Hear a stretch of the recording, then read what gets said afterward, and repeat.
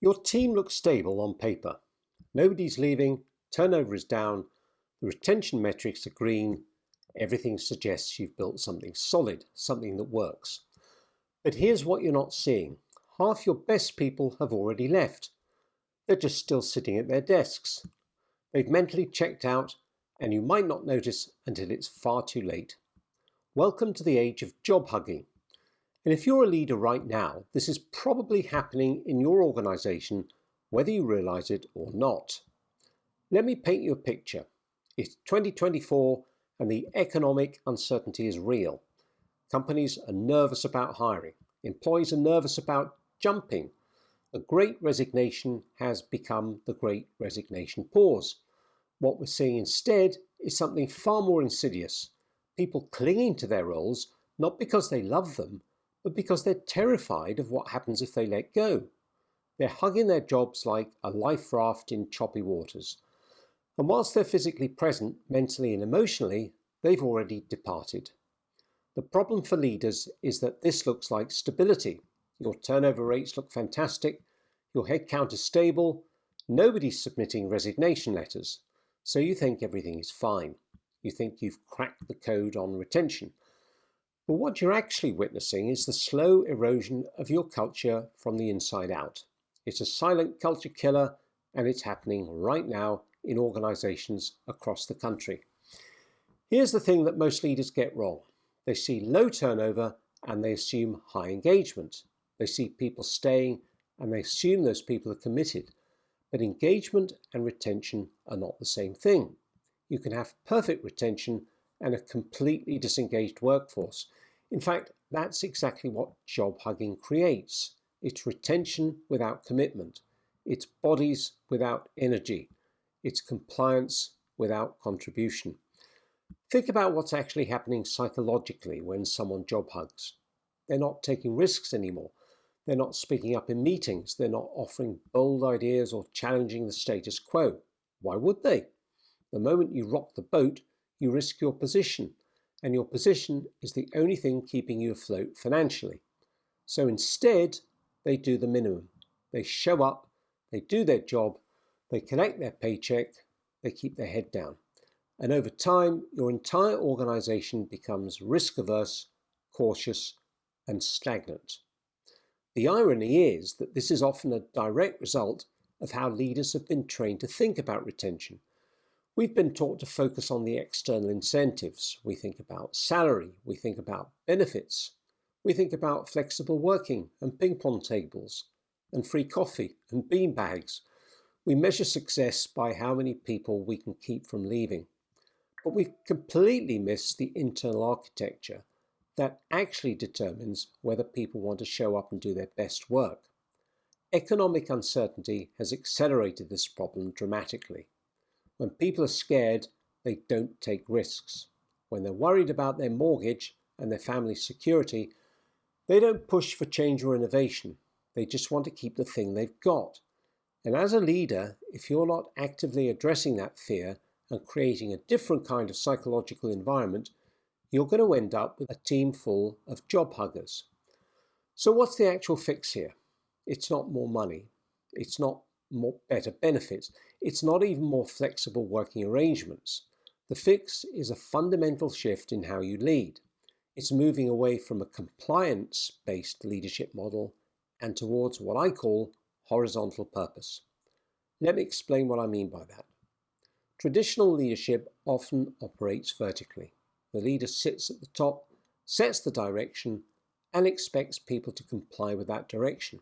Success is measured by whether people follow the rules and hit their targets. But this model is exactly what creates job hugging. When people feel like they're just cogs in a machine, when they feel like their only job is to do what they're told, they disengage. They stop caring about the bigger picture. They stop thinking like owners and start thinking like employees who are just trying to get through the day. Horizontal purpose is different. It's about creating an environment where people understand not just what they're doing, but why it matters. It's about expanding their sphere of influence so they're not just executing tasks, but actually contributing to something meaningful. It's about building a kind of psychological safety so that people feel safe enough to take risks again, to speak up, to innovate, to challenge ideas, even when the economy is uncertain. When you create horizontal purpose, something shifts. People stop job hugging because they're no longer just clinging to security. They're actually connected to something. They feel like their work matters. They feel like their ideas are heard.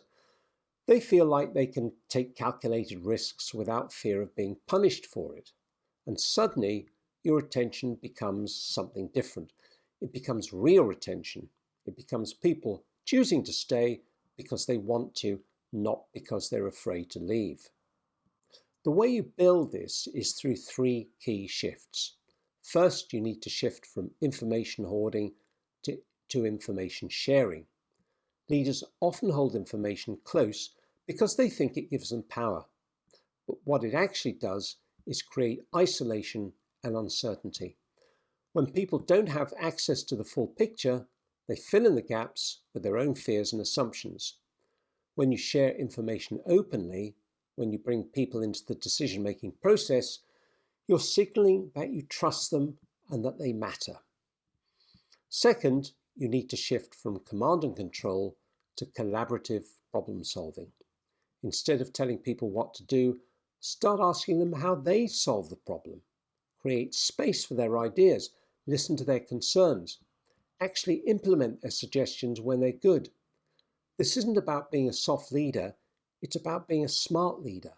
And when people feel like their input actually shapes decisions, they're no longer just complying, they're contributing. Third, you need to shift from measuring compliance to measuring contribution. Stop asking whether people are doing their job. Start asking whether they're making things better. Are they improving processes? Are they helping their colleagues? Are they thinking about the bigger picture? When you measure contribution instead of compliance, you're creating an environment where people want to show up and do their best work, not just the bare minimum. The beautiful thing about this approach is that it actually addresses the root cause of job hugging. It doesn't ignore the economic uncertainty. Instead, it creates an environment where people feel secure enough to take risks anyway. It builds psychological safety in the midst of instability, and that's where real culture lives. If you're a leader right now, I want you to ask yourself honestly, how many job huggers do you have on your team? How many people are physically present but mentally checked out? How many are just going through the motions? And more importantly, what are you going to do about it? The answer isn't to hold on tighter. It's to let go of control and build something that people actually want to be part of.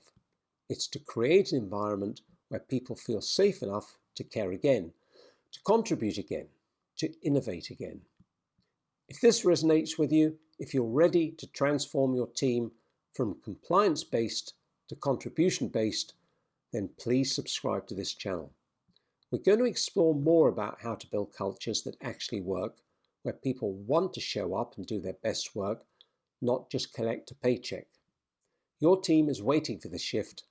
Let's make it happen together.